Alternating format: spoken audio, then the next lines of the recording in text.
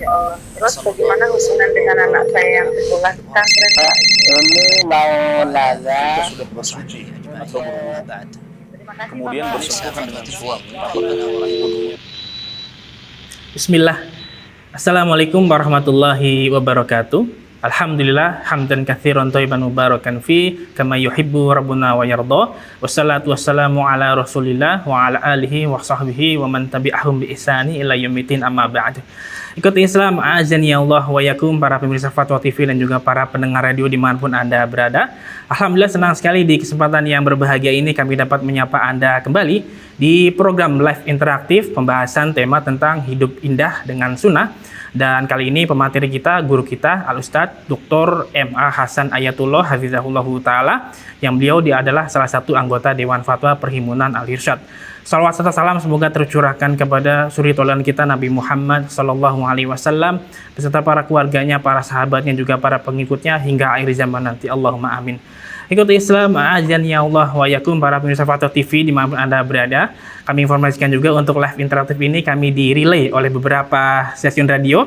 Di antaranya ada Radio Bimbas Yogyakarta, Radio Sahabat Tegal, Radio Suara Madinah Caruban, Radio MD FM Probolinggo, kemudian Radio Hang FM Batam, Radio Amuba Pangkal Pinang, Radio Sago FM Sumatera Barat, kemudian Radio Gema FM Bontang, Radio Al-Hikmah Banyuwangi, Radio Albina AM Bekasi, kemudian Radio Tua FM Riau, Radio Dai Tengaran, dan Radio Mas FM Seragen. Kami ucapkan jazakumullahu khairan. Dan alhamdulillah telah terhubung bersama guru kita, Al-Ustadz Dr. M.H. Hasan Hayatullah Hafizahullah Ta'ala, langsung dari kediaman beliau di Banyuwangi, Jawa Timur. Semoga kita sapa beliau. Assalamualaikum warahmatullahi wabarakatuh, Ustadz. Assalamualaikum warahmatullahi wabarakatuh. Ahlan wa sahlan, Mas Rahmat. Alhamdulillah, Ustadz. Juga pemirsa para kaum muslimin di manapun Anda berada. Barakallahu fikum, Ustadz. Apa kabar, Ustadz? Alhamdulillah. Alhamdulillah. Jazakallahu khairan atas waktunya sudah bisa live pada hari ini, Ustadz. Alhamdulillah, barakallahu fiik. Barakallahu Ustadz. Ikuti Islam, azani Allah wa yakum, kami mengajak Anda untuk berpartisipasi jika Anda ingin mengajukan pertanyaan khususnya tentang tema hidup indah dengan Sunda. Maksud kami hidup indah dengan sunnah. Anda bisa menghubungi layanan telepon kami di 021 2123 2333 dan nomor telepon tersebut tertera di layar kaca Anda saat ini. Dan seperti biasa Ustadz, di kesempatan ini kami minta nasihat pembuka Ustadz. Tafadhal maskura Ustadz. Baik. Bismillahirrahmanirrahim. Alhamdulillahirabbil alamin. Sallallahu wasallam wa baraka ala abdihi wa rasulihi nabiyina Muhammad wa ala alihi wa ashabihi wa man tabi'ah bi ihsan ila yaumiddin, amma ba'd. Pemirsa Fatwa TV di mana Anda berada, di dalam Sahih Bukhari disebutkan satu saat Abdullah bin Umar radhiyallahu anhuma bercerita, akhadha Rasulullah sallallahu alaihi wasallam bimankibi. Rasulullah sallallahu alaihi wasallam merangkul pundakku. Dan ini merupakan salah satu metode Rasulullah sallallahu alaihi wasallam ketika ingin menyampaikan sebuah nasihat, dan merupakan bentuk perhatian khusus yang diberikan kepada muridnya, umatnya, atau orang yang akan diberi nasihat. Kemudian Rasulullah sallallahu alaihi wasallam menyatakan, kun fid dunya ka'annaka gharibun aw 'abiru sabil. Jadilah engkau di dunia ini seperti orang yang dalam keadaan terasing. Artinya mengadakan perjalanan jauh mendatangi tempat yang tidak dikenal. Dia menjadi orang asing. Atau kalau tidak, jadilah engkau sebagai orang yang lewat. Nah, Ibnu Rajab Al-Hambali rahimahullah mengatakan, ketika seseorang mendatangi tempat yang berbeda bukan menjadi tanah kelahirannya, maka dia akan selalu terikat dengan tanah kampung halaman, sehingga dia ingin segera pulang. Kalaupun seandainya dia mendapatkan keuntungan, berusaha mencari pekerjaan dan sebagainya, dia berusaha untuk membawa pulang. Kemudian yang kedua, dia tidak akan bersemangat untuk bersaing dengan penduduk asli dari tempat yang ditinggali sementara itu. Nah, inilah yang dinasihatkan Rasulullah SAW kepada Abdullah bin Umar radhiyallahu anhuma dan juga untuk semua umatnya, agar kita tidak menjadikan dunia ini sebagai tempat yang enak dan tempat tinggal kita selamanya.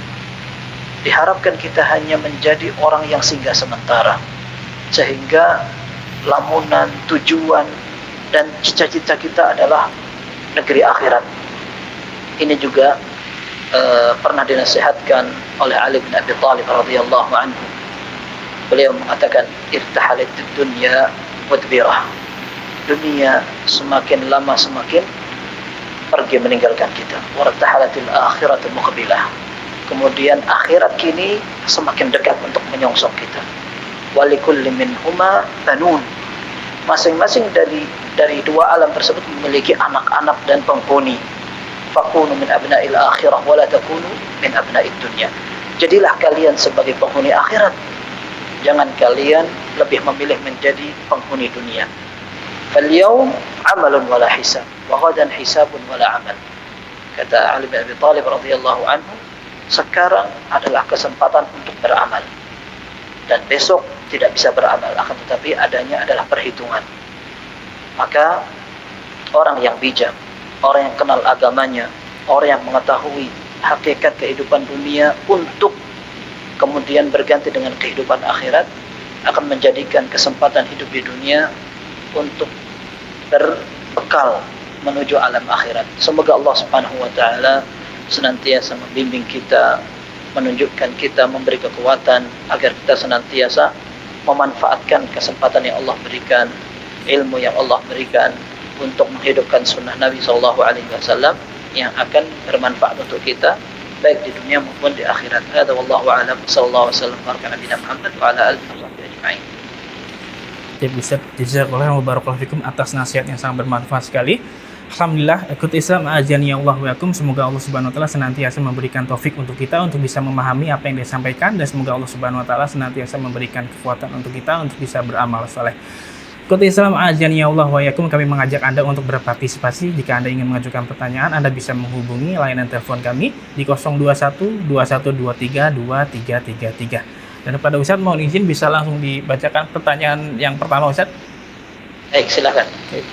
Pertanyaan pertama dari Zufani Budiman di Bali, Ustaz. Bismillah. Assalamualaikum ya Ustaz. Paman saya adalah seorang pengacara. Lalu ketika semasa beliau menjadi pengacara, saya tidak tahu apakah beliau dapat bertugas membela yang kebatilan. Lalu saya meminta sebagian harta beliau untuk saya pakai menuntut ilmu agama. Apakah saya berdosa Ustadz dengan saya meminta harta beliau, sedangkan saya tidak tahu apakah harta yang beliau peroleh itu ada yang pernah diambil dari beliau yang membela kebatilan? Mohon nasihatnya Ustadz. Jazakallahu khairan. Baik. Wa ahsana ilaikum. Mudah-mudahan Allah Subhanahu wa taala memudahkan kita semua untuk mendapatkan rezeki yang halal. Tidak ada syubhat atau kerancuan di dalamnya, sehingga harta yang aman dari syubhat itu akan membuat kita mudah untuk beribadah, mudah untuk belajar, menuntut ilmu, dan juga lain-lainnya. Dan ini juga menjadi penyebab keberkahan ketika seseorang membina rumah tangga. Terkadang seseorang menjadikan alasan membabi buta dalam mencari rezeki karena dia sudah merasa memiliki tanggung jawab. Seharusnya tidak demikian. Ketika kepala rumah tangga memiliki tugas tersebut, dia harus lebih berhati-hati dalam mencari nafkah keluarganya, karena uang tersebut akan dimanfaatkan untuk tumbuh, berkembang untuk generasi berikutnya, menjadi generasi yang akan menguntungkan dia atau justru merusak nama baiknya. Maka kepala rumah tangga berusaha untuk mendapatkan rezeki yang halal yang diberikan kepada anak istrinya, agar mereka taat, mereka nurut, mereka pun bisa tidak menjadi beban di alam akhirat nanti. Baik, masalah profesi itu barangkali hanya salah satu contoh, akan tetapi secara umum ketika ada orang yang memiliki pemasukan dari harta yang tidak jelas kehalalannya, bisa dikatakan syubhat atau rancu karena tercampur antara yang halal dengan yang haram, atau bahkan dari yang haram. Contohnya misalkan dari harta riba atau curian, tipuan, dan lain sebagainya. Nah, maka bagaimanakah sikap keluarga yang memang mau tidak mau harus mencari nafkah dari orang tuanya, dari sumber pemberi penghasilan, dari sumber rizki atau sebab rizki dari Allah Subhanahu wa Ta'ala. Para ulama mengatakan sesuatu yang datang sebagai nafkah insya Allah halal. Sesuatu yang kita terima sebagai nafkah insya Allah halal, tidak apa-apa. Demikian pula sesuatu yang diberikan kepada kita sebagai hadiah, itu insya Allah halal. Akan tetapi hal-hal yang berkaitan dengan keharaman, entah karena riba, entah karena ada penipuan, entah karena memang ada kezaliman, itu akan berkaitan dengan pelaku yang berusaha untuk mendapatkan harta tersebut. Adapun harta tersebut kemudian berpindah dari orang itu kepada kita sebagai hadiah, maka itu sudah menjadi halal. Ini yang seperti difatwakan beberapa ulama, seperti Syekh Utsaimin rahimahullah, kemudian Syekh Abdul Muhsin Al-Abbad hafizahullah, ketika beliau berkali-kali saya dengar ditanya tentang seorang anak yang harus menerima uang saku dari ayahnya yang kebetulan masih belum bisa meninggalkan praktek yang diharamkan Allah Subhanahu wa Ta'ala. Maka jawaban beliau, yang pertama harus antum perhatikan adalah bagaimana antum menasihati orang tua agar praktek-praktek yang diharamkan Allah itu ditinggalkan. Baru setelah itu berpikir bagaimana status uang yang saya terima, begitu. Nah, baru kemudian beliau katakan, seandainya engkau merasa cukup dan merasa tidak butuh untuk mengambil harta atau uang nafkah dari orang tua, alhamdulillah. Akan tapi jika seandainya memang masih berpijak pada uang saku atau nafkah dari orang tua tersebut, maka insya Allah tidak apa-apa, karena harta itu datang sebagai hadiah, datang sebagai nafkah, sementara dosanya akan ditanggung oleh orang yang mengusahakan. Itu yang saya sering dengar dari fatwa-fatwa para ulama, wallahu a'lam. Masya Allah, Ustaz, jazakallahu khairan wa barakallahu fikum atas jawaban dan penjelasannya. Demikian bertanya atas nama Jufandi Budiman, semoga bermanfaat. Dan kita bacakan pertanyaan berikutnya, Ustaz, dari Yanti di Tanah Datar, Sumatera Barat. Assalamualaikum Ustadz, bagaimana cara menebus dosa karena pernah menzolimi orang lain tanpa sengaja karena kelalaian saya membawa kendaraan. Namun orang tersebut tidak cedera, hanya saja makanannya yang tumpah dan orang tersebut tidak tahu di mana keberadaannya sekarang. Mohon nasihatnya Ustadz, jazakallahu khairan. Baik, pertama, untuk orang yang zalim, menzalimi orang lain misalkan, akan tetapi dia tidak sengaja, maka insya Allah tidak apa-apa.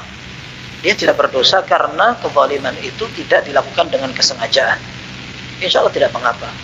Hanya para ulama mengatakan jika seandainya tindakan yang merugikan itu memang ada dampak negatifnya, maka dia perlu menanggung resiko apa yang disebabkan oleh ketidaktahuannya dia itu. Nah, seandainya dia sudah tidak sengaja, insya Allah tidak dikenakan dosa, akan tetapi dia menanggung. Kalau seandainya kerugian itu harus diperbaiki. Kalau seandainya harus dibayar. Baik, masalah seandainya orang yang dizalimi sudah tidak diketahui di mana tempatnya dan kita pernah merugikan. Seandainya memang makanan itu tidak terlalu banyak, insya Allah diridhoi, atau istilahnya dia akan memaafkan. Kecuali jika seandainya makanan itu begitu berharga atau banyak sekali. Nah, barangkali orang itu akan ada sedikit mengalami kekecewaan. Baik, bagaimana caranya sekarang? Sekarang gampang saja. Insya Allah, seperti yang disampaikan beberapa ulama, usahakan untuk bersedekah atas nama orang itu. Kalau seandainya satu saat nanti ketemu dengan orang itu, kita katakan bahwa saya sudah bersedekah dengan seperti untuk antum. Nah, kalau ternyata seandainya dia tidak rela kecuali dengan diganti, kita ganti. Tidak apa-apa. Tapi seandainya dia sudah merelakan, kita sudah melaksanakan apa yang kita usahakan untuk berusaha mengembalikan sesuatu yang kita pernah rugikan orang tersebut. Wallahu a'lam, seperti itu. Wallahu a'lam. Masya Allah. Baik Ustaz, jazakallahu khairan wa barakallahu fikum atas jawaban dan penjelasannya. Demikian yang bertanya atas nama Yanti, semoga bermanfaat. Kita Islam ajani ya Allah wa yakum, kami mengajak Anda kembali untuk berpartisipasi. Anda bisa menghubungi layanan telepon kami di 021 2123 2333 dan nomor telepon kami tertera di layar kaca Anda saat ini. Dan kita bacakan pertanyaan kembali Ustaz. Baik, silakan.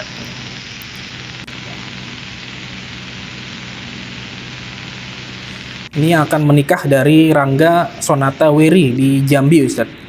Bismillah. Assalamualaikum Ustadz. Saat ini Ana sedang dalam proses menuju pernikahan. Akan tetapi pada keluarga calon wanita ada permasalahan internal yang tidak ada hubungannya dengan proses pernikahan kami. Yaitu ayah dari calon wanita pergi dari rumah karena ada masalah dengan ibu calon wanita. Ayah dari calon wanita telah setuju untuk pernikahan kami. Pertanyaannya, apabila ayah calon wanita tidak juga kembali sampai hari akad nikah, apakah boleh digantikan dengan wali yang lain? Dan apakah pernikahan kami akan sah ya Ustaz? Mohon nasihatnya, jazakallahu khairan. Jazakumullah khairan. Iya, masalah perwalian, memang seorang wanita tidak mungkin menikah tanpa wali. Ya, Rasulullah SAW menyatakan, la nikaha illa bi wali. Tidak boleh seorang menikah tanpa ada wali. Ini untuk seorang wanita. Maka seorang wanita tidak boleh menikahkan diri tanpa wali. Dan wali ini hukum asalnya adalah orang yang paling berhak dan tidak berpindah ke orang lain kecuali jika seandainya ada sebab yang syar'i, sebab yang dibenarkan dalam syariat. Contoh karena meninggal, atau karena dia mewakilkan, atau karena memang dia berhak untuk berpindah perwaliannya karena dia melakukan hal-hal yang bisa membolehkan tersebut. Nah, seorang ayah tadi tidak disebutkan dia sudah rela dengan pernikahan anaknya kepada calon suaminya, maka sebenarnya tidak ada masalah itu. Tidak ada masalahnya. Sekarang tinggal orang tua itu dihubungi. Orang itu dihubungi untuk menikahkan. Seandainya memang keberatan untuk hadir pada acara pernikahan karena memang ada masalah intern tadi, bisa diwakilkan. Diwakilkan kepada siapa saja. Seandainya dia tidak wakilkan, akan tetapi dia memang rela, sudah saya tidak akan menikahkan, silakan siapa saja, maka akan berpindah kepada wali yang lain, yaitu keluarga yang memiliki hubungan kekerabatan paling dekat. Di sini misalkan anak, setelah ayah maka anak, kalau tidak anak maka paman. Nah, paman, tapi bukan paman dari ibu, akan tetapi paman dari ayah. Seperti itu. Mereka lah yang berhak untuk menikahkan. Bahkan seandainya ketika ada seorang ayah, dia tidak mau menikahkan karena dia tidak ingin anaknya menikah, misalkan dia ingin agar anak tidak menikah, maka ini adalah kezaliman seorang ayah. Ini seandainya terjadi, seandainya ada seorang ayah tidak menghendaki anak perempuannya menikah, maka dia berusaha untuk tidak menikahkan, maka para ulama mengatakan bahwa perwaliannya gugur, sehingga digantikan secara otomatis dengan wali setelahnya. Nah, akan tapi ini tidak. Yang Anda sebutkan tadi, sang ayah sudah rela. Nah, maka cara yang tepat adalah tinggal sang ayah ditelepon, dicari kabarnya. Karena dia tidak mungkin sebagai wali yang paling dasar dilangkahi begitu saja. Nah, dihubungi, kemudian setelah itu dimintai kerelaannya. Kalau memang tidak mampu untuk hadir, maka dipersilahkan untuk mewakilkan. Dan itu sudah bisa, sah semuanya. Ya. Bisa diwakilkan kepada keluarga, bisa diwakilkan bahkan kepada pejabat atau petugas yang berwenang, seperti itu. Nah, Allahu a'lam. Dan insya Allah pernikahannya sah. Insya Allah pernikahannya sah-sah saja. Allahu a'lam. Ya Ustaz, barakallahu fikum. Untuk yang menggantikan anaknya harus laki-laki juga ya Ustaz ya? Iya, otomatis seperti itu. Nah, Ustaz, barakallahu fikum, jazakallahu khairan wa barakallahu fikum atas jawabannya Ustaz. Demikian yang bertanya, semoga bisa difahami. Ketua Islam azani Allah wa yakum, kami kembali mengajak Anda untuk berpartisipasi. Anda bisa menghubungi layanan telepon kami di 021 2123 2333. Dan kita bacakan pertanyaan kembali Ustaz dari Abu Said di Pasuruan, Jawa Timur. Bismillah. Assalamualaikum warahmatullahi wabarakatuh Ustaz. Alhamdulillah, Ana sudah hijrah ke manhaj salaf. Ana juga sering terjatuh pada kemaksiatan. Kebiasaan ini dulu sering Ana lakukan sebelum hijrah. Akan tetapi setelah hijrah, Ana berkomitmen untuk tidak melakukan demikian kembali. Akan tetapi jatuh pada dosa yang sama. Apakah taubat dan hijrah Ana ini salah ya Ustadz? Karena kadang melakukan maksiat, tobat lagi, maksiat, tobat lagi. Mohon nasihatnya Ustadz, apa yang harus Ana lakukan? Jazakallahu khairan. Jazakumullah khairan. Iya. taubat dijelaskan oleh para ulama rukunnya ada 3. Ya. Taubat yang benar betul-betul nasuha adalah taubat yang selalu dilakukan dengan 3 hal. Yang pertama adalah al-iqla'u 'anil dzamb. Kemaksiatan, dosanya harus ditinggalkan. Yang kedua, an-nadamu 'ala ma fat. Ya, menyesali apa yang telah diperbuat dahulu. Yang ketiga, al-'azmu 'ala alla ya'uda ilaihi. Berusaha keras untuk tidak kembali lagi untuk melakukan dosa tersebut. Ini adalah rukunnya taubat. Ketika seorang berusaha untuk melakukan itu, insya Allah Allah Subhanahu wa taala akan menerima taubatnya. Nah, para ulama menambahkan jika seandainya kezaliman atau sebuah dosa berkaitan dengan hak orang lain, maka ditambah dengan syarat atau rukun keempat, yaitu dengan mengembalikan kezaliman. Kalau seandainya ada harta yang diambil dengan paksa, dikembalikan. Kalau seandainya ada yang dirampas, dijelekkan dan lain sebagainya, diperbaiki hubungannya. Seperti itu. Nah, ketika ada orang yang melakukan sebuah kesalahan dan dia sudah berusaha untuk bertaubat, jadi lakukan semuanya, dia sudah menyesal, dia tinggalkan, dan dia sudah berusaha keras untuk tidak kembali melakukan perbuatan yang sama, perbuatan dosa. Lalu dia terjerumus lagi dengan kekalahan dia menghadapi syahwatnya. Maka seandainya memang dia sudah berusaha untuk melakukan semua yang kita sebutkan tadi, insya Allah tidak apa-apa. Akan tetapi dia tidak boleh bermain-main. Dia tidak boleh kemudian, wah nanti saya tobat lagi aja. Tidak boleh seperti itu. Berarti syarat tobatnya tidak dilengkapi. Akan tetapi seandainya dia sudah berusaha untuk melakukan atau mencukupi semua 3 hal yang kita sebutkan, lalu dia terjerumus kembali, insya Allah Allah Subhanahu wa taala Maha menerima taubat. Dan perlu juga ditambahkan agar dia berusaha menjauhi sebab-sebab dan faktor-faktor yang menjerumuskan ke dalam kemaksiatan itu lagi. Seandainya dia punya kawan yang selalu mengajak untuk melakukan dosa tersebut, ditinggalkan kawan-kawan itu. Ya. Ada tempat yang ternyata memfasilitasi dia untuk selalu melakukan kemaksiatan itu, tinggalkan tempat itu. Cari tempat-tempat orang yang soleh, cari kawan-kawan yang bisa mendukung untuk beribadah dan mengajak dia untuk selalu ingat akhirat, demikian. Dan itu ada hadis dalam Sahih Bukhari disebutkan ketika ada orang yang ingin bertaubat, maka nasihat seorang alim dalam Sahih Bukhari dikatakan, idhab ila ardi kada wa kada fa inna biha unasan ya'budullah atau ya'budunallah fa'budillaha ma'ahum wa la tarji' ila ardika fa inna ardaka ardus su'. Ya, kata seorang alim yang dikisahkan oleh Rasulullah SAW dalam Sahih Bukhari, dia menasihati orang yang telah membunuh 100 orang dan orang ini ingin bertaubat. Kita bayangkan membunuh 100 orang ingin bertaubat dan dia sudah merasa kotor sekali. Apakah saya masih bisa bertaubat? Maka apa jawaban seorang alim itu? Apa yang menghalangi engkau dengan taubatmu di sisi Allah Subhanahu wa taala? Akan tetapi engkau pindah ke tempat sana. Tempat sana yang banyak orang-orang soleh beribadah kepada Allah. Engkau bisa beribadah kepada Allah bersama mereka. Jangan kembali ke tanahmu, karena itu adalah tanah yang kotor dan buruk. Nah, ini tentunya bukan menjelekkan tempat yang juga merupakan ciptaan Allah. Akan tetapi maksudnya adalah penghuninya. Ketika sebuah tempat didominasi oleh orang-orang yang ahli maksiat, sangat membuka kemungkinan bagi orang yang masuk ke dalamnya untuk terpengaruh. Kalau seandainya dia tidak bisa mempengaruhi, maka minimal dia berusaha untuk mempertahankan diri agar tidak dipengaruhi. Akan tetapi ketika dia lemah, maka dia akan terpengaruh. Nah, maka inilah sebabnya para ulama memberikan nasihat betapa berharganya sebuah komunitas yang soleh, tempat yang soleh, dan juga komunitas yang bisa mendukung untuk beribadah kepada Allah Subhanahu wa taala. Maka untuk orang yang betul-betul ingin bertaubat, jangan bermudah-mudah untuk mencari komunitas, kumpulan, kawan dan sebagainya yang tidak membuat dia terbantu dalam melaksanakan proses hijrahnya. Nah, carilah kawan-kawan yang suka ngaji, kawan-kawan yang bisa mengajak dia untuk dekat kepada Allah Subhanahu wa taala. Kalau seandainya permasalahan dia adalah kesendirian, maka jauhi kesendirian. Nah, jauhi kesendirian.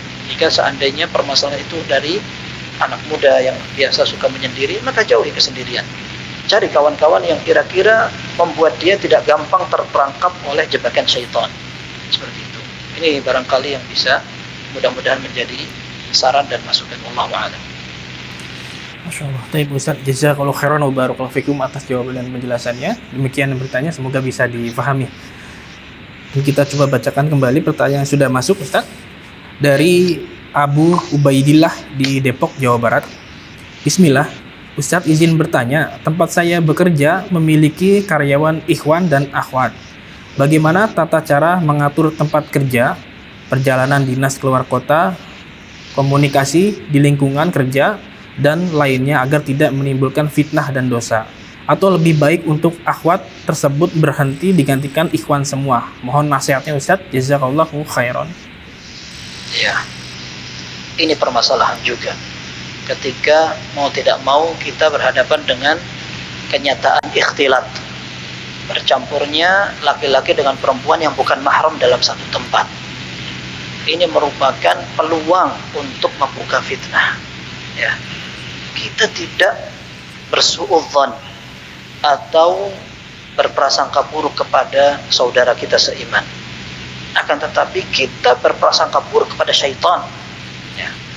Rasulullah SAW menyatakan, la yakhluwanna rajulun bimra'atin illa wasyaitanu thalithuhuma. Atau kama qala SAW. Tidaklah seorang laki-laki menyendiri dengan seorang wanita yang bukan mahram kecuali pihak ketiga akan menjadi syaitan, atau syaitan akan menjadi pihak ketiga. Dalam sebuah hadis yang sahih juga Rasulullah SAW mengatakan, ma taraktu ba'di fitnatan adarra 'ala ar-rijali minan nisa. Aku tidak meninggalkan sebuah fitnah, godaan, gangguan untuk laki-laki yang lebih besar daripada wanita. Ini maksudnya bisa lawannya juga. Seorang wanita akan mudah terperangkap dalam jebakan fitnah laki-laki yang bukan mahramnya. Nah, ini bisa jadi bukan karena kesengajaan, akan tetapi karena memang sering berinteraksi bebas, sehingga syaitan memiliki kesempatan untuk menghembuskan jaring-jaring gangguannya. Nah, maka sebisa mungkin seseorang menghindari tempat-tempat ikhtilat atau bercampurnya laki-laki dan perempuan yang bukan mahram. Tapi bagaimana caranya? Kalau memang seandainya bisa disatuwarnakan, laki-laki semua, perempuan semua di tempat berbeda, alhamdulillah, itu yang mestinya dilakukan. Syekh Saleh Fauzan hafizahullah pernah ditanya, bagaimana solusi seorang karyawati, pegawai perempuan ketika dia harus kerja untuk meninggalkan tanggung jawab di rumah? Kata beliau, tidak apa-apa selama dia tidak meninggalkan kewajiban yang lebih penting. Kewajiban yang lebih penting adalah di rumah, menyiapkan kebutuhan rumah tangga suaminya, mengarahkan dan juga memberikan pendidikan anak-anaknya, kemudian juga menyelesaikan tanggung jawab dan amanah di rumahnya. Setelah selesai, tidak apa-apa dia keluar rumah untuk mencari nafkah misalkan, kalau memang dirasa itu butuh. Kemudian syaratnya di tempat kerja itu memang dia dibutuhkan, bukan saya hanya sekedar ingin refreshing keluar rumah, tidak. Karena hukum asalnya seorang wanita diperintahkan untuk di rumah. Allah menyatakan dalam surat Al-Ahzab, waqarna fi buyutikunna. Hai para istri Nabi, dan ini para ulama mengatakan nasihat juga untuk semua kaum mukminat. Ya, tinggallah kalian di rumah masing-masing. Seperti itu. Maka hukum asalnya seorang wanita memang tinggal di rumah. Kalau seandainya harus keluar rumah, maka itu tadi, jangan sampai tanggung jawab yang lebih penting dilupakan. Kemudian berikutnya memang dia dibutuhkan di luar. Yang ketiga, tidak boleh ada ikhtilat. Ikhtilat atau percampuran laki dan perempuan dalam satu tempat tanpa mahram. Itu yang akan menimbulkan fitnah. Ya. Oh, itu karena perasaan antum saja, tidak. Kita lebih percaya Rasulullah SAW dan lebih tidak percaya kepada syaitan daripada diri kita sendiri maupun pikiran-pikiran kita yang kita ingin untuk menabrak larangan-larangan syariat itu. Maka diusahakan dicari tempat yang dibedakan. Kalau seandainya tidak mau harus satu kantor, maka dipasanglah tabir atau tempat yang membedakan. Sehingga kalau memang mau tidak mau harus ada interaksi, dibatasi sekali. Seperti itu. Tapi kalau safar bagaimana? Nah, ini ada masalah lain lagi. seorang wanita yang melakukan perjalanan jauh, dia harus disertai dengan mahram.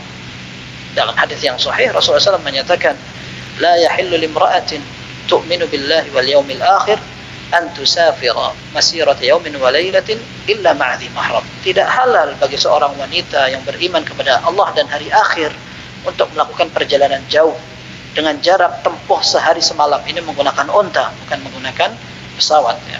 Menggunakan unta dengan jarak kira-kira yang akan ditempuh sehari semalam, sementara dia tidak membawa mahram. Nah, maka ketika seorang karyawati atau pekerja atau yang lainnya ingin melakukan perjalanan jauh, maka selain dia harus mencari izin dari suaminya kalau sudah berkeluarga, dia pun harus membawa mahram. Bukan dengan gampang dia dengan rekan sejawat kerjanya dan satu mobil ngobrol bareng bebas, bahkan na'udzubillah kalau sampai lebih dari itu.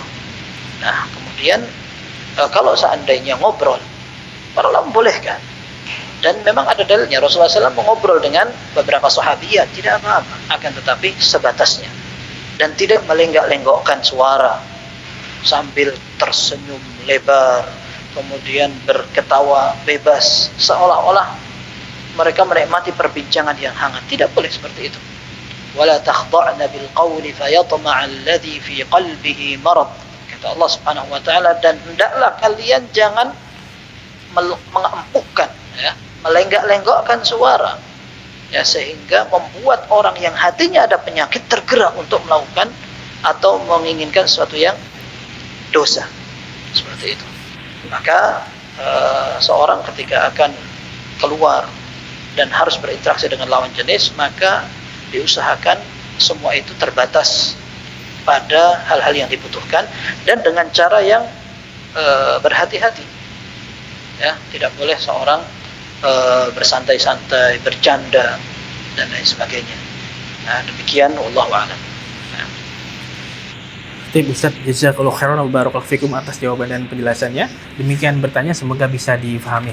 Ikhwatul Islam, a'azani ya Allah wa yakum, para pemirsa Fatwa TV dimanapun Anda berada, dan kami informasikan kembali kepada Anda, jika Anda ingin mengajukan pertanyaan khususnya tema tentang hidup indah dengan sunnah, Anda bisa menghubungi layanan telepon kami di 021 2123 2333 dan nomor telepon kami tertera di layar kaca Anda saat ini. Ya, sebenarnya sudah ada penelpon yang masuk, kita angkat dahulu, Ustaz. Assalamualaikum Fatwa TV. Silakan.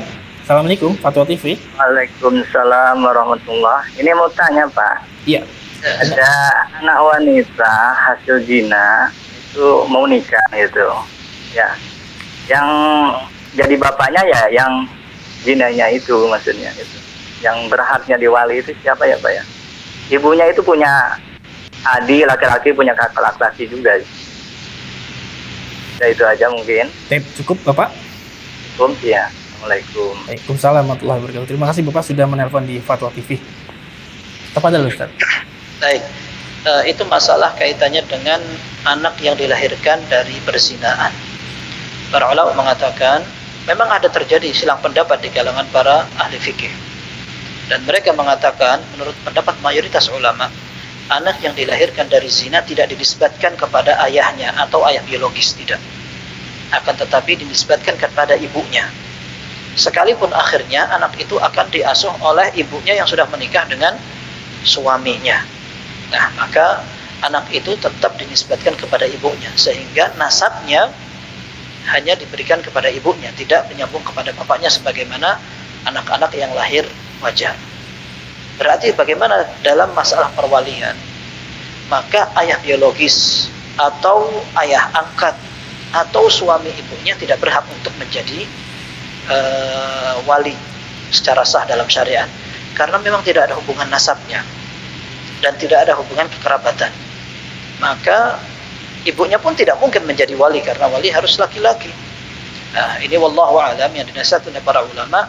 Ketika dalam kondisi demikian, maka yang akan menjadi wali adalah pemerintah atau pejabat yang berkaitan dengan itu. Sebagaimana dalam sebuah hadis disebutkan, as-sultanu waliyyu man la waliyya lahu. As-sultan atau penguasa atau wakilnya yang bertugas, yang diberikan wewenang, mereka adalah wali untuk orang yang tidak memiliki wali. Nah, sehingga untuk anak yang dilahirkan dari perzinaan, menurut pendapat mayoritas ulama, mereka tidak dinisbatkan kepada ayahnya, akan tapi kepada ibunya. Kemudian dalam masalah wali, dia akan dinikahkan oleh wali yang kita kenal dengan wali hakim, karena keluarganya tidak memiliki hubungan nasab dengan anak tersebut. Semoga Allah Subhanahu wa taala menjaga kaum muslimin dari hal-hal yang tidak diinginkan. Wallahu a'lam. Ustaz, barakallahu fikum wa jazakallahu khairan atas jawaban yang sangat bermanfaat sekali. Demikian Bapak Suryanto, semoga bisa bermanfaat jawabannya. Dan kita angkat kembali pertanyaan via telepon yang sudah masuk. Assalamualaikum Fatwa TV. Waalaikumsalam warahmatullahi wabarakatuh. Iya, dengan Ibu Rusmini ya. Silakan Ibu. Iya, terima kasih. Assalamualaikum warahmatullahi wabarakatuh, Ustaz. Waalaikumsalam warahmatullahi wabarakatuh. Sebelumnya mohon maaf, saya ngeyel. Saya itu berusaha semaksimal mungkin, semampu saya, seperti yang di materi sekarang itu, hidup dengan sunnah. Saya itu mendengar katanya ada orang yang bercerita yang ngomong apabila membaca Al-Quran 100 ayat itu akan ditulis pahalanya seperti sholat sunnah semalam suntuk. Yang saya maksud 100 ayat itu sekaligus di waktu malam itu juga, apa termasuk bacaan-bacaan di dalam sholat, termasuk apa siang harinya termasuk itu, apa cuma malamnya doang? Terima kasih jawabannya. Assalamualaikum warahmatullahi wabarakatuh. Waalaikumsalam warahmatullahi wabarakatuh. Ya, terima kasih Ibu Rusmini sudah menelpon di Fatwa TV. Silakan Ustaz. Ya, saya lupa redaksi hadisnya secara persis, akan tetapi hadis itu berkaitan dengan sholat malam. Barang siapa yang bangun malam membaca 100 ayat, maka dia tidak termasuk orang-orang yang lengah atau lalai. Barang siapa yang membaca 1000 ayat, maka dia termasuk orang yang muqantirin. Muqantirin artinya orang yang memberikan atau beramal dengan amalan yang bisa menghasilkan pahala yang banyak. Nah, sehingga wallahu a'lam, kaitan hadis itu berkaitan dengan bangun malam, ya. Bangun malam, entah dia lakukan sholat malam dengan membaca ayat-ayat itu, atau ketika dia istirahat sebentar kemudian baca Al-Quran. Nah, barang siapa yang melakukan itu, insya Allah dia tidak termasuk orang-orang yang lengah dan lalai. Termasuk juga dia bisa tercatat sebagai orang yang melakukan sholat malam. Jadi intinya wallahu a'lam, bacaan Al-Quran itu berkaitan dengan yang dia baca di malam hari. Wallahu a'lam. Akan tetapi jelas ketika ada orang yang membaca Al-Quran di siang hari, dia mendapatkan faidah atau pahala, menjadikan pahalanya bertingkat-tingkat, karena Rasulullah SAW secara umum mengatakan, man qara'a harfan min kitabillahi falahu hasanah, wa la aqulu alif lam mim harfun, walakin alifun harfun wal lam harfun wal mim harfun. Gitu. Kata Rasulullah SAW, barang siapa yang membaca satu huruf dari Al-Quran, maka dia akan mendapatkan kebaikan. Nah, dan kebaikan akan dilipatkan 10 kali lipat. Dan aku tidak katakan alif lam mim itu satu huruf, akan tetapi masing-masing dari alif, lam, mim itu satu huruf. Berarti memang banyak pahalanya secara umum seperti itu. Akan tapi wallahu a'lam, berkaitan dengan hadis tadi, itu wallahu a'lam yang berkaitan dengan salat malam atau bacaannya di malam hari. Wallahu a'lam. Masya Allah. Baik Ustaz, jazakallahu khairan wa barakallahu fikum atas jawaban dan penjelasannya. Demikian yang bertanya Ibu Rusmini di Pacitan, semoga bermanfaat. Dan kita bacakan pertanyaan kembali yang sudah masuk Ustaz. Ya, terima kasih. Oh iya, ada penelpon masuk, kita angkat dahulu Ustaz. Assalamualaikum Fatwa TV. Waalaikumsalam warahmatullahi. Iya, dengan Abu Fauzan di Jakarta ya. Ya. Silakan Abu. Waalaikumsalam warahmatullahi wabarakatuh. Dari Abu Fauzan, Pak, dari Jakarta. Iya, silakan Abu Fauzan. Ini mau bertanya. Ya, Abu Fauzan, Bapak mohon maaf bisa dikecilkan saja suara televisinya. Untuk berbicara bisa via telepon saja. Ya, sudah saya matikan. Ya. Ini ada pertanyaan Pak Ustadz. Ya, silakan. Ya, sepasang suami istri. Kemudian istri ternyata menggugat cerai suaminya. Setelah berjalan waktu, mereka tuh ingin rujuk kembali. Apakah bisa dinikahkan kembali Pak Ustadz? Atas gugatan cerai istrinya tadi itu, jadi mereka ingin rujuk kembali, apakah bisa dinikahkan kembali? Hanya itu pertanyaan Pak Ustaz. Terima kasih. Jazakallahu khair. Assalamualaikum warahmatullahi wabarakatuh. Waalaikumsalam warahmatullahi wabarakatuh. Ya. Silakan. Baik. Ustaz. Apakah boleh seorang yang sudah bercerai rujuk kembali? Boleh. Alhamdulillah. Ya, kalau seandainya mereka mendapatkan sesuatu yang bisa disepakati dan berusaha untuk diperbaiki, kemudian rujuk, itu yang lebih baik. Ya, itu yang lebih baik. Dan kita ingin agar kaum muslimin berhati-hati dengan keputusan cerai, kecuali memang ada sebab yang betul-betul mendesak. Jika seandainya tidak, hanya sekedar karena marah atau karena tidak cocok sedikit, maka jangan sampai hal-hal yang seperti itu membuat kita terdorong untuk mengatakan kata-kata cerai atau betul-betul menceraikan, karena penyesalannya juga dampak negatifnya sangat besar, dan itu yang akan disukai syaitan. Ya, sebenarnya dalam Sahih Muslim, syaitan akan berusaha agar seorang bisa pisah dari pasangannya, seperti itu. Nah, akan tetapi jika seandainya memang mau tidak mau seorang tidak bisa langgeng, sudah diadakan mediasi dengan keluarga, dilakukan perbaikan dan sebagainya, ternyata memang belum pas situasinya, maka tidak apa-apa, itu merupakan solusi.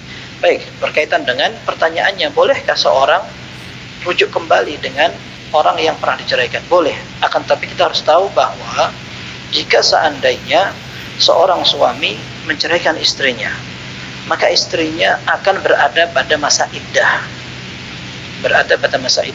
dengan 3 kali haid. Ya.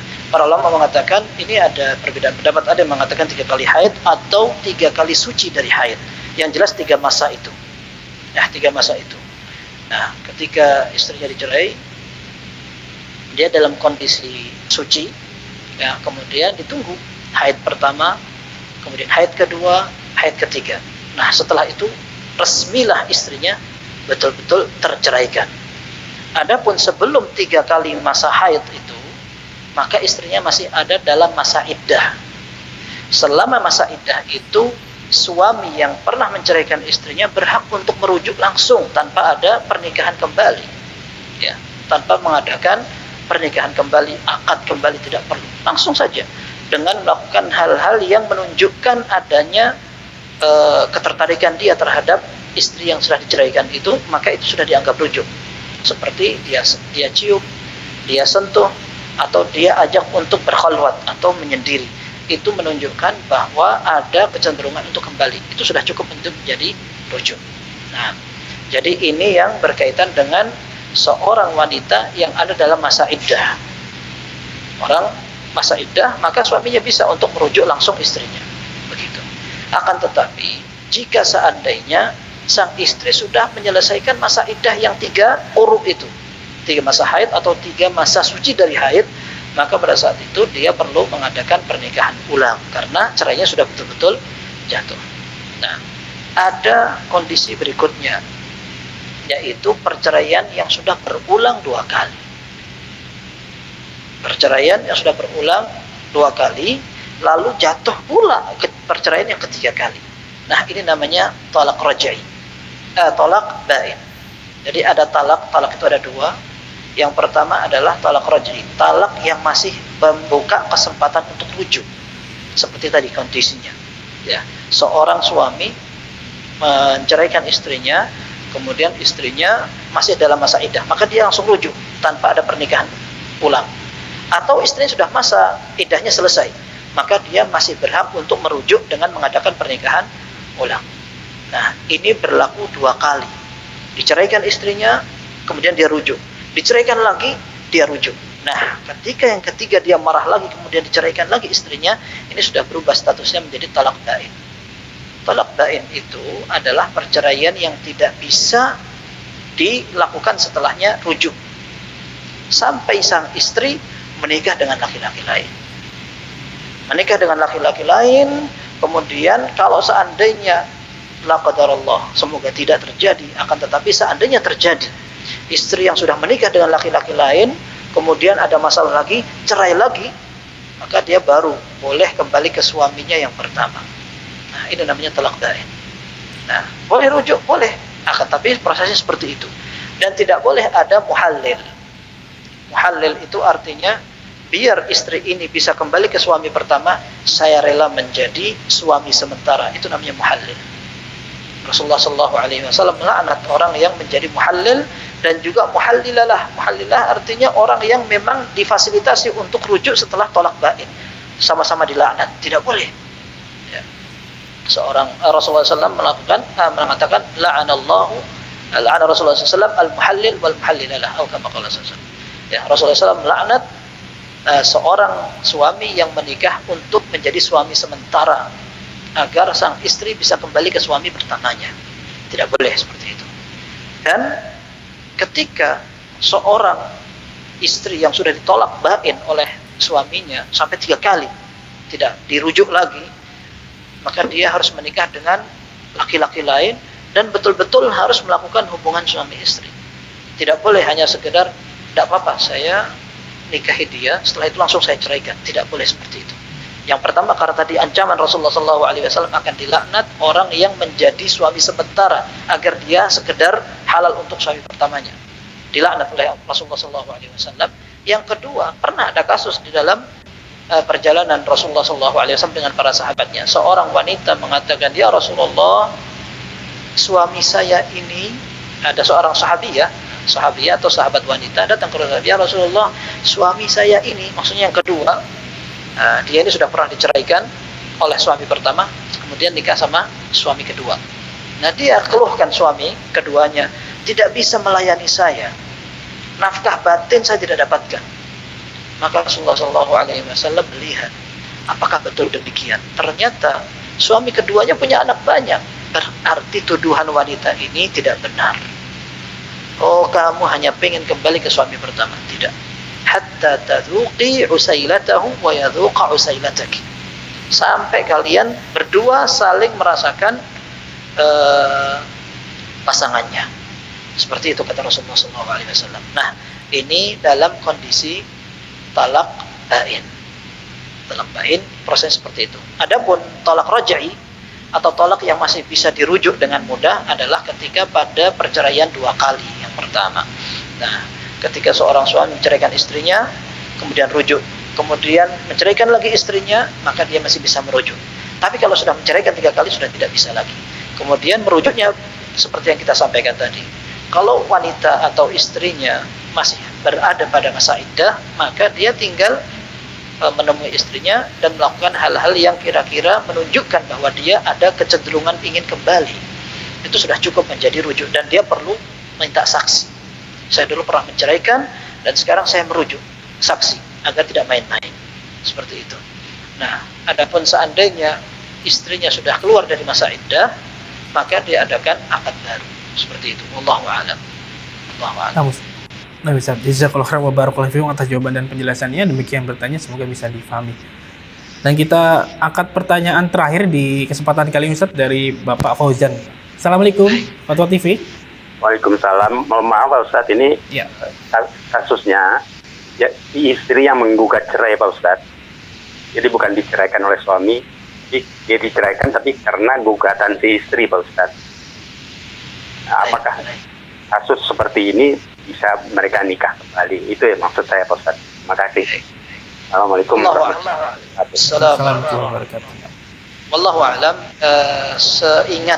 Seingat ana tetap bisa. Insyaallah tetap. Tapi ana lupa kalau seandainya antum pengen tanyakan ke ustaz lain, alhamdulillah itu lebih baik. Nah, tapi seingat ana tetap bisa insyaallah. Wallahu a'lam. Oke, Ustaz, jazakallahu khairan wa barakallahu fikum atas jawabannya. Demikian yang bertanya Abu Fauzan, semoga bermanfaat. Dan pertanyaan tersebut adalah pertanyaan terakhir di kesempatan kali ini, Ustaz. Alhamdulillah, terima kasih jazakallahu khairan atas waktu dan ilmunya, Ustaz. Barakallahu fiik. Mudah-mudahan bermanfaat. Jazakumullah khairan. Allahumma amin. Ketua Islam ajani ya Allah wa yakum, demikianlah live interaktif pada hari ini. Semoga apa yang disampaikan Ustaz bisa bermanfaat dan kita bisa mengambil faedahnya. Dan kami informasikan kembali untuk Anda yang ingin mengetahui kegiatan Dewan Fatwa dan Fatwa TV, Anda bisa mengakses website kami di www.dewanfatwa.com.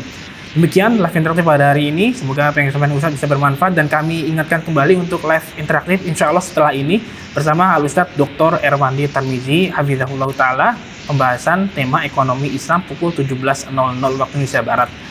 Dan kami kru yang bertugas mohon undur diri. Terima kasih. Kita tutup dengan kafaratul majelis. Subhanakallahumma wa bihamdika asyhadu alla ilaha illa anta astaghfiruka wa atubu ilaik. Wassalamualaikum warahmatullahi wabarakatuh. Alhamdulillah. Jazakallahu khairan Ustaz. Ya Allah. Terus bagaimana hubungan dengan anak saya yang sekolah di pesantren? Ini mau nanya sudah bersuci atau berwudu, Terima kasih kemudian Bapak. bersentuhan dengan suami, rahimana wa rahimakumullah. wudunya batal.